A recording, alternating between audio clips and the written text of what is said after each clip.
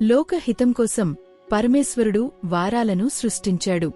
ఆదివారం ఆరోగ్యం, సోమవారం సంపద, మంగళవారం రోగనాశనం, బుధవారం కుటుంబ క్షేమం, గురువారం ఆయుర్దాయం, శుక్రవారం భోగాలు, శనివారం అపమృత్యు నుండి రక్షణ లభిస్తుంది.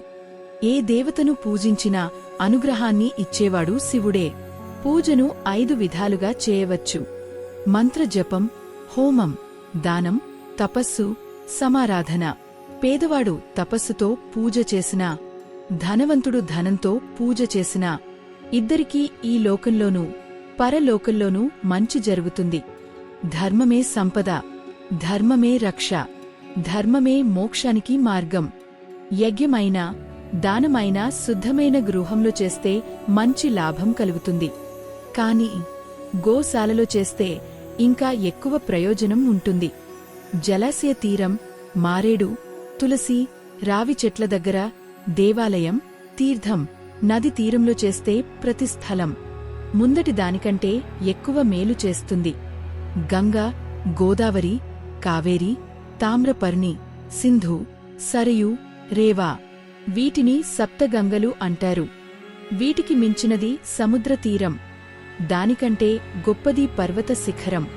అన్నిటికంటే గొప్పది మనస్కు నచ్చిన స్థలం. యుగాల ప్రకారం కూడా పుణ్య ప్రభావం మారుతుంది. కృతయుగంలో పూర్తి ప్రయోజనం కలుగుతుంది. త్రేతయుగంలో 3 వంతులు మేలు జరుగుతుంది. ద్వాపర యుగంలో సగం మేరకు లాభం ఉంటుంది. కలియుగంలో తక్కువగా లభిస్తుంది. కాని పవిత్రమైన మనసుతో పవిత్రమైన రోజున చేసిన పుణ్యకర్మ యుగ భేదం లేకుండా పూర్తి అనుగ్రహాన్ని ఇస్తుంది. దానం అంటే ధనం మాత్రమే కాదు, తపస్సుతో, జపంతో, సేవతో కూడా దానం చేయవచ్చు. ఆకలితో ఉన్నవాడు అన్న దానానికి అర్హుడే. శుద్ధుడైన గాయత్రి జపం చేసే బ్రాహ్మణుడు ఇవ్వడానికి మరియు స్వీకరించడానికి యోగ్యుడు.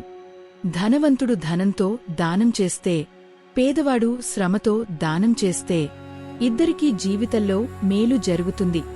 ఈశ్వర అర్పణ బుద్ధితో చేసిన ఏ చిన్న పని అయినా చివరికి మోక్షానికి దారితీస్తుంది.